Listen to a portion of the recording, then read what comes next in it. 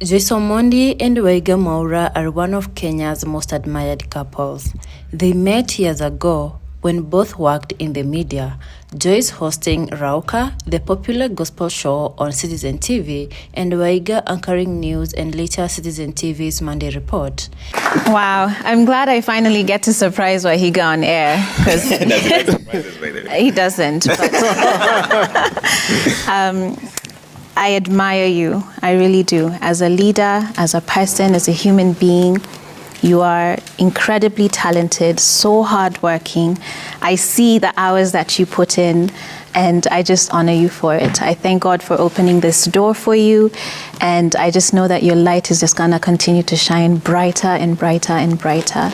Listening to the team and all the wonderful things they've had to say about who you are, I want to be like you one day when I grow up as well. So thank you. Thank you for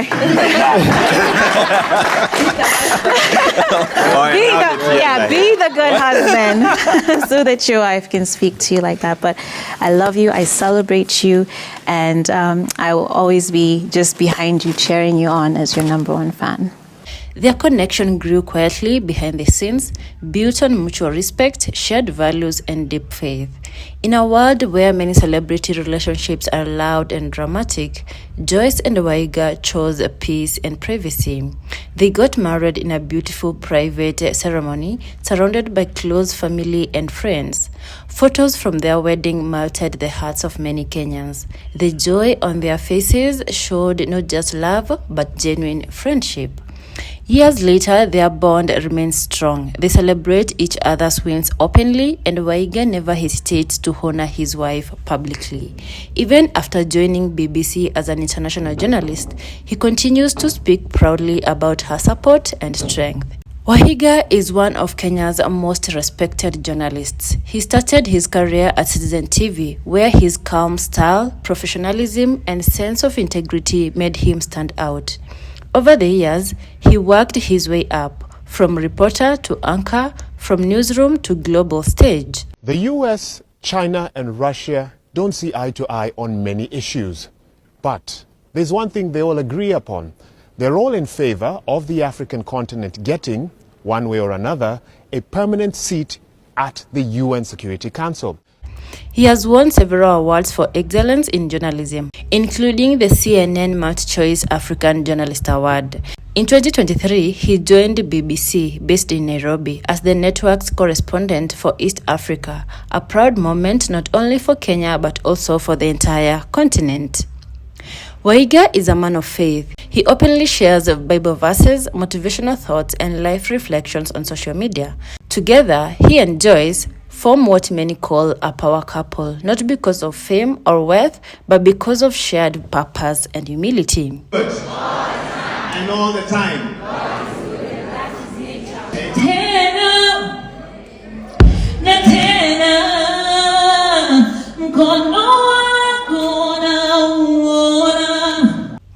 Joyce was born and raised in Nairobi, Kenya. From a young age, her life revolved around church, music, and family.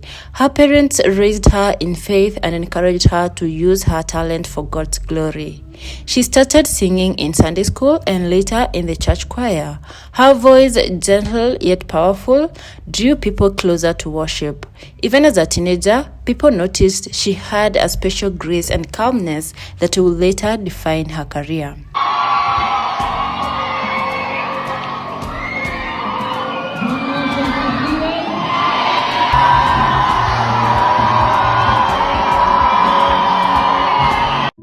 Kindness. It's amazing how the most simplest of acts and gestures can mean so much to someone, brightening up their day, building their confidence, and inspiring hope.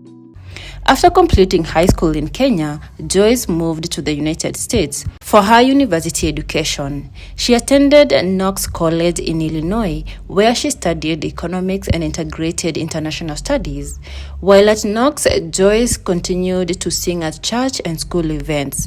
She joined the Harambee Choir, a multicultural gospel group that celebrated African and Christian music. This experience helped her grow not only as a musician, but also as a leader and communicator. Later, she went to Georgetown University in Washington, D.C., where she earned her master's degree in international development. Her education opened her eyes to challenges facing developing countries, especially issues of poverty, inequality, and empowerment.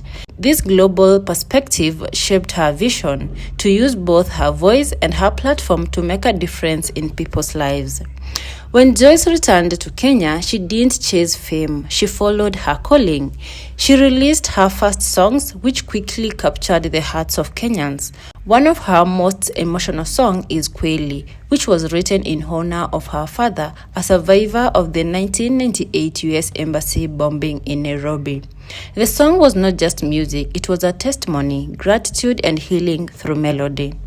Another hit song is Conqueror, spoke about victory through faith, encouraging listeners to rise above faith and fear. Her music stood out because it was pure, spiritual, and full of hope, not commercialized or showy. Joyce won a Groove Award for Video of the Year in 2013, confirming her as one of the leading gospel voices in Kenya. In addition to her music, Joyce became a household name when she joined Citizen TV as the co-host of Rauka, a Sunday morning gospel show. Her calm and elegant presentation style made her a favorite among viewers. She brought grace to every interview, asking questions that touched hearts and inspired faith. Through Rauka, she used media as ministry, helping people connect with gospel artists, testimonies, and the Word of God. After some years, she took a break from television to focus on her music, her personal growth, and her marriage. But her influence remains strong. Her name became a symbol of faith, class, and inspiration. At the center of Joyce's life is faith. She often says, "Put God first and everything else will fall into place." She believes success means serving others and living with integrity. She founded a women's mentorship platform called Epic Women, short for empowerment, purposeful, inspired, and Christ-like. The group focuses on building women of faith who can lead with love and strength in modern society. Her Christian journey is not one of perfection but of purpose, reminding others that even in waiting, God is working. Joyce and Waihiga's marriage has been admired for its maturity and peace. Even though they don't have children yet, they have shown that marriage is not just about having a family, it's about companionship, prayer, and shared purpose. They travel together, worship together, and encourage others to believe that God's timing is perfect. Their story is a message to many young couples. Love can be simple, peaceful, and rooted in faith. Outside her public life, Joyce works in the field of development and communication. She has held roles with FSD Africa and other organizations that promote financial inclusion and social impact. She has represented Kenya at international forums, including events organized by Bill and Melinda Gates Foundation. Her message remains the same: faith and purpose can exist even in professional spaces. Joyce's style is elegant, modest yet confident. She represents a new generation of African women who are strong, educated, and God-fearing. Her influence goes beyond music. She inspires thousands through her social media posts, interviews, and mentorship work. In every sense, she is not just a singer or a presenter. She is a voice of calm in a noisy world. Their story teaches us that love can be peaceful when grounded in faith. Success means service, not fame.